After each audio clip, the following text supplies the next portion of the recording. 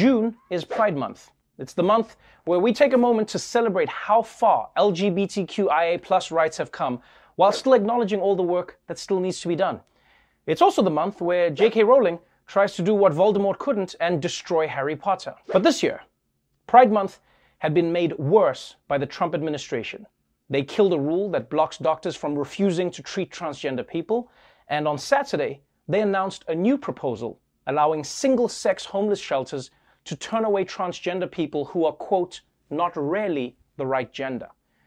And you know, it's amazing that even during a pandemic and national protests, Trump has still found a way to say screw you to the LGBTQ community. It's almost like if Hannibal Lecter was on his way to kill someone and then took a quick detour to burn down a community garden. How much hate does one person need? So this Pride Month wasn't looking great. But then, this happened. A major civil rights decision out of the United States Supreme Court. The Supreme Court has ruled that LGBT Americans are protected by the anti-discrimination laws of this country at their workplaces. They cannot be fired or otherwise discriminated against at work simply because they are lesbian, gay, bisexual, or transgender. It was written by Justice Neil Gorsuch and joined by Chief Justice John Roberts. Gorsuch appointed by President Trump. Chief Justice John Roberts, the leader of the conservative wing of the court. It is a 6-3 opinion, which in ringing terms holds that the Civil Rights Act of 1964 encompasses lesbian, gay, bisexual, and transgender people in this country, protecting them from discrimination by their employers. Yes. Gay people across America just got a huge win, and Mike Pence just got a huge aneurysm. The Supreme Court has ruled that people cannot be discriminated against at work simply because of their sexual orientation or gender identity. And the reason is because they are protected by the 1964 Civil Rights Act. And you gotta admit, that is one badass law to still be helping more groups get equal rights. I mean, we have to buy a new iPhone every 2 years, but somehow this act is rolling out new features 56 years later. And obviously, this should all be basic decency, right? Nobody should be fired just for being gay. I mean, the only reason you should be fired is if you're doing your job poorly. Or if you're doing your job so well that you make the rest of us look bad. I mean, then you also need to go. Now, the Supreme Court ruling isn't the only good news for human rights that is coming out right now. Because over the weekend, Black Lives Matter rallies continued spreading around the globe. Black Lives Matter and anti-racism protests continue around the world. Thousands in Europe, Asia, and the South Pacific continued marching to call for equality. Black Lives Matter still reverberating around the world. Massive protests in Japan, New Zealand, South Korea. This is the US Embassy there. Thousands of people have formed a human chain in Berlin to unite against racism and discrimination. Participants were asked to wear masks and to keep socially distanced from one another, and they were linked by colourful ribbons, forming what organisers called a ribbon of solidarity. Protesters chanting Black Trans Lives Matter outside the Brooklyn Museum. A number of groups took part in yesterday's demonstration, with transgender activists leading a march. Nearly 30,000 people, all dressed in white, in honor of Black trans lives that represented unity in the fight for equality, for justice, for two deeply marginalized groups in New York City. Yes, from Brooklyn to Europe and all the way to New Zealand, thousands of people from all walks of life are still assembling in the streets to say that Black Lives Matter. And it really is a powerful thing to see. I mean, the last thing this many people agreed on was that Carol Baskin probably killed her husband. I mean, they're even coming out in Japan. They don't even have black people in Japan. Japan is basically saying, when we finally see a black person, we will welcome them with open arms. While Trump is having a temper tantrum about the Supreme Court, his real fury has been reserved for former National Security Advisor and full-time Got Milk ad, John Bolton. Because as you've probably heard by now, Bolton is about to release a tell-all book, spilling all the tea from his time in the White House. And even though the book hasn't come out yet, it's already a riveting read. Bolton confirms President Trump explicitly linked military aid to Ukraine to investigations of former Vice President Joe Biden, the central claim that led to the president being impeached. Bolton alleges President Trump expressed a willingness to halt criminal investigations, to in effect give personal favors to dictators he liked, citing cases involving China and Turkey. At one point telling the Turkish president he would replace Southern District of New York prosecutors to make an investigation into a Turkish firm go away. Foremost on Trump's mind at all times was re-election. One example, says Bolton, the president asking China's President Xi to buy soybeans and wheat to help win the support of farmers, quote, pleading with Xi to ensure he'd win. Man, that is wild. According to Bolton, Trump's shady dealings with other countries went far beyond Ukraine. He was promising to personally kill any investigations into Turkish companies, and he was begging China to help him win re-election. And you know, that's not just corrupt, it's also really embarrassing. Because Bolton's book makes Trump sound less like a president and more like a crackhead who's out of cash. Come on, Xi, just help me get one more term. Just give me one more term, and I'll suck your did I tell you about my electoral college victory? So strong. Now remember, John Bolton is not some lefty hero of the resistance. No, he's a Republican through and through. He worked with George W. Bush and his father and Ronald Reagan. He also ran a major GOP super PAC, and he was a paid commentator on Fox News. So he's as Republican as an assault rifle giving a lecture on trickle-down economics. So Bolton revealing these things about Trump should at least spark some concern, because not only does he accuse Trump of abusing the presidency to keep himself in power, but it turns out Trump might be even more ignorant than we thought. Bolton paints a picture of a highly uninformed and impulsive president. In excerpts of his book, The Room Where It Happened, Bolton says President Trump did not know Britain was a nuclear power and asked if Finland was part of Russia. Sweet Lord. How do you become the president of the United States without knowing if Finland is its own country? I mean, I don't expect much from Trump, but if he doesn't even know about the white countries, then what chance does Papua New Guinea have? So, it's not a surprise that there's a lot of stuff that Trump doesn't know. But don't let that fool you into thinking that he doesn't know what he's doing. Because in the book, Bolton also reveals how one shocking moment from Trump's presidency was actually a carefully thought out plan. In November of 2018, Trump came under fire for writing an unfettered defense of the Saudi crown prince, littered with exclamation points over the killing of the Post columnist Jamal Khashoggi. But according to Bolton's book, the main goal of the missive was to take away attention from a story about Ivanka Trump using her personal email for government business. And here's the quote. "This will divert from Ivanka," Trump said, according to the book. "If I read the statement in person, that will take over the Ivanka thing." That's right. Bolton says that Trump chose to personally defend Saudi Arabia's dictator over the murder of a journalist just to take attention away from Ivanka using a private email account for government business. And I'm sorry, but that's like lighting yourself on fire to distract from the fact that you farted. I mean, I get why Trump wanted to distract from Ivanka using a private email, aka pulling a Hillary Clinton. But if you just want to distract the media, there are way less horrifying ways to do it. You know, like maybe streak across the White House lawn or eat a vegetable for the first time. Breaking news, the president has ingested a piece of broccoli.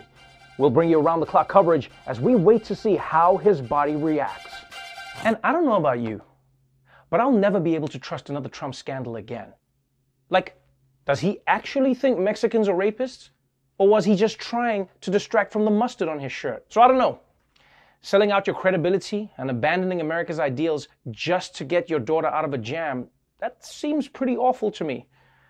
But on the other hand, I don't remember shit about Ivanka's email scandal. So hey, I guess it worked. So, just from the excerpts that we've seen, John Bolton's book has painted Trump as corrupt, dumb, and amoral. But my favorite thing that has come out of this book so far also showed us that Trump is like really weird. As the Washington Post reported today, quote, in the months following the summit, Bolton described Trump's inordinate interest in Secretary of State Mike Pompeo delivering a Trump autographed copy of Elton John's Rocket Man on CD to Kim during Pompeo's follow-on visit to North Korea. Trump had used the term Little Rocket Man to criticize the North Korean leader, but subsequently tried to convince Kim that it was a term of affection. Getting this CD to Kim remained a high priority for several months. Yep, you heard that right. The President of the United States, obsessed with getting a CD to Kim Jong-un, like some teenager giving a mixtape to his crush. You gotta listen to track 5. It reminds me of the time when you said you were gonna lose your nuclear weapons, but then you didn't. So tricky. You know, this might actually explain why nuclear negotiations between America and North Korea broke down. Because can you imagine being Kim Jong-un and then getting a signed CD from Elton John, but it's signed by Donald Trump? I mean, like, that's like getting an autographed Michael Jordan jersey, but it's signed by Donald Trump. There's no way to make it more of a joke. This is the joke. He's rude joke. It's also weird that Trump thinks Kim Jong-un listens to CDs. Dude, he's the president of North Korea. The man listens to cassettes. So these are just some of the crazy details that have come out of this book. And it turns out there are many other things as well, like Trump encouraging China to put their Muslim population in a detainment camp, or saying that journalists deserve to be executed, or even that invading Venezuela would be, quote, cool. Yeah, it doesn't end. Now, Trump's response to all of these revelations has been pretty predictable. He claims that Bolton is lying and that he's just a disgruntled, boring fool, which is basically what he says about any former employees who criticized him. He's also suing Bolton to try and prevent the book from being released, because clearly Trump is afraid that this book is going to tarnish his reputation. But Mr. President, don't worry about that at all, because whatever is in this book, I promise you, will in no way change our opinion of you. You may remember, the reason that I'm shooting the show in my apartment is not because I forgot to pay the utility bill at the studio, but because coronavirus shut down the planet.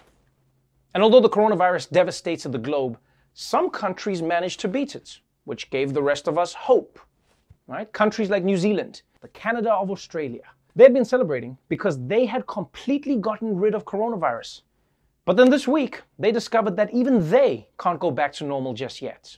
After more than 3 weeks of no new cases of COVID-19 in New Zealand, with authorities believing the country had managed to eliminate the virus, the Ministry of Health today announced 2 new cases. They are both women who had travelled from the UK via Australia. It's a major blow for the country that has aggressively tackled the virus. Only last week, New Zealand lifted almost all domestic coronavirus restrictions. Oh no. New Zealand, you made the classic zombie movie mistake.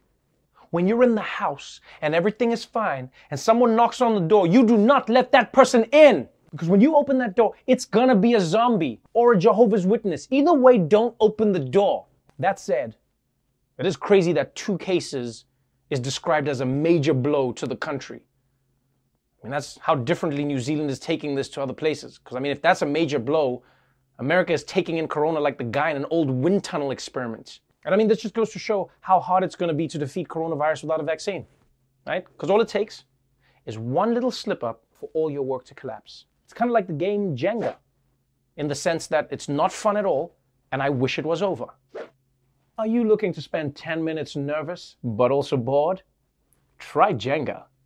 Now, while New Zealand is racing to contain these 2 cases, in the country where this all started, they're looking at an outbreak that could be a lot worse. China is racing to contain a new outbreak of COVID-19. After reporting no new infections in Beijing for more than 50 days, the virus has returned. Parts of Beijing under lockdown again. Officials there calling it wartime mode. Schools closed, transport in and out of the city shut down. There are now more than 100 coronavirus cases linked to Beijing's Xinfadi wholesale market. Health officials scrambling to quickly contact trace, testing an estimated 200,000 people, from market workers to recent visitors. Near the area, images seen of hundreds of military police deployed to freeze the flow of people. Okay, wait a minute. China is shutting down Beijing because of 100 cases? Either China takes this way more seriously than everyone else, or there's something they're not telling us again. Now look, China, I know it's embarrassing to have more corona, especially when everyone in the world is blaming you for this thing. But you need to be honest with us about what's happening. Because you saw what secrets did the last time. 1 minute, it was a few cases in Wuhan. The next thing you know, we were all making face masks out of our roommates' underwear. Now, there is some good news in the battle against COVID-19. Researchers at Oxford say that a common steroid that's been around for 60 years can dramatically reduce the risk of death in severely ill coronavirus patients. Basically, scientists have now just started doing the same thing that you do at home. You know, when you get sick, you just go through your medicine cabinet trying random stuff to see if it'll work. Oh, does Pepto-Bismol cure herpes? Well, it's worth a shot. And in another big research development, experts are now confident that the virus mostly isn't spread by touching surfaces or brief outdoor contact. Instead, they're saying that there's now a consensus that most spreading comes from close-up, person-to-person interactions for extended periods and crowded events where people are talking loudly. So basically, this is good news for us. We're understanding corona, you know? Like now we know the total nightmare scenario for catching coronavirus would be like I don't know, like a big crowded indoor event, you know, where thousands of people are packed together screaming and chanting about locking someone up. But luckily, no one would do such a thing. Speaking of no one, President Trump and his administration have come under fire for not encouraging Americans to take this pandemic seriously, which is unfortunate because the pandemic is still taking America very seriously. This morning, record-breaking one-day increases.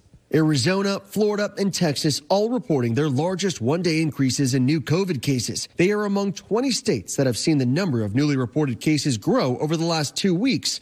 Both President Trump and Vice President Pence, however, are yet again downplaying the seriousness of the outbreak, blaming testing for the climbing numbers. I can tell you on COVID or coronavirus or whatever you want to call it, plenty of names, tremendous progress is being made.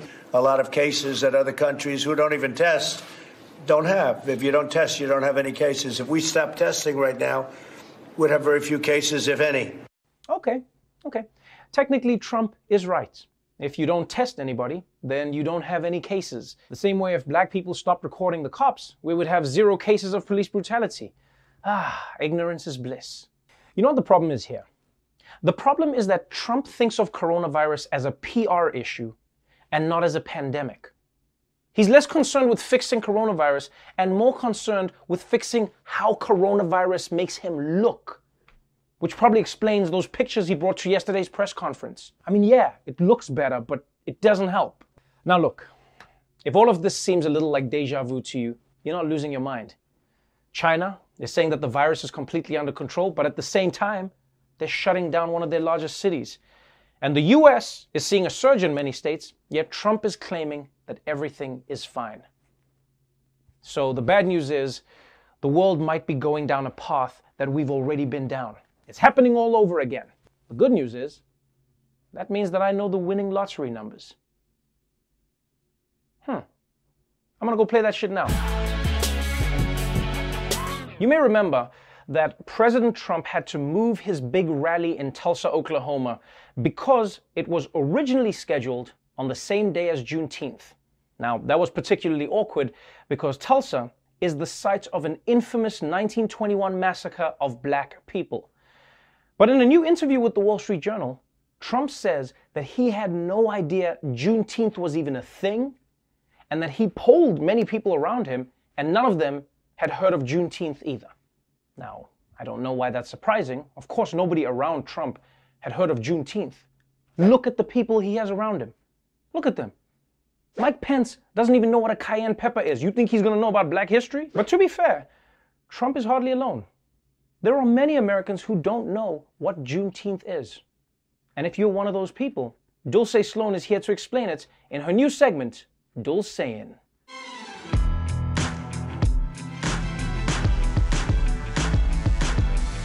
Tomorrow is Juneteenth, the day we celebrate slavery officially ending in America. Or, if you're Gone with the Wind fan, a day of mourning. Now you might be thinking, the end of slavery. So this is about the Emancipation Proclamation. Nope. The Emancipation Proclamation of 1863 didn't end slavery. Slavery didn't even end when the Civil War was over in 1865. In reality, it took 2 months after the Civil War ended for the Union Army to get into all the slave states and free the slaves. When it came to giving out freedom, white people ran on CP time. But on June 19, 1865, a Union general named Gordon Granger occupied Texas, the last slave state, and declared all of its slaves free. He's an American hero. And he looks like the barista at my coffee shop. I'm gonna have to thank him next time I order a macchiato. And freeing the slaves in Texas was especially important because although Texas was the last state to be emancipated, it had a ton of slaves. It was blacker than a family reunion in Wakanda. That's because during the war, a lot of slave owners shipped their slaves to Texas for safekeeping, knowing the Union troops couldn't reach that far. They were basically treating Texas like the couch cushions you hide your weed in when the cops come. Officer, I didn't know. I got this couch on Craigslist. It came with the weed. Of course, even though we celebrate Juneteenth as the end of slavery, it took many more months and a military occupation to actually enforce it. Because it's one thing to tell people they can't have slaves. It's another thing to go door to door like, hey, you paying these guys? Because if not, this better be a big ass sleepover. And all this still didn't free slaves in Union territories. That didn't happen until the 13th Amendment. Yeah, that's right. There were Union states with slaves. Imagine living in New Jersey and being a slave. That's one human rights violation on top of another. Either way, Black people in Texas recognized June 19th as the day they were liberated. They organized the first celebration of Juneteenth, then over time it spread as Black people migrated. And today it's celebrated by Black folks around the country. Juneteenth celebrations have evolved and become a real way to pay homage to those who came before us. It is a representation of our freedom where we can all come together on one street, close down the city to represent the culture. You see, that's why Juneteenth is my favorite Independence Day. It goes Juneteenth, Independence Day with Will Smith, then the 4th of July. I'm not a fan of fireworks. Sounds like someone's doing a drive-by on the sky. So if you ask me, we should make Juneteenth a national holiday because everybody should celebrate the end of slavery, the beginning of freedom for Black people, and the long march toward America's founding ideals. Also, we get the day off. I don't want to be stuck in an office in June. Kevin keeps heating up fish in the microwave because he's a pescatarian, and then he keeps cooking all these eggs. Before we go, The Daily Show and Comedy Central have been donating to 3 groups who are fighting against police brutality and systemic racism: the NAACP Legal Defense Fund, the Equal Justice Initiative, and the Bail Project. Now, if you would like to help out and you have the means, then please go to the following link and donate whatever you can.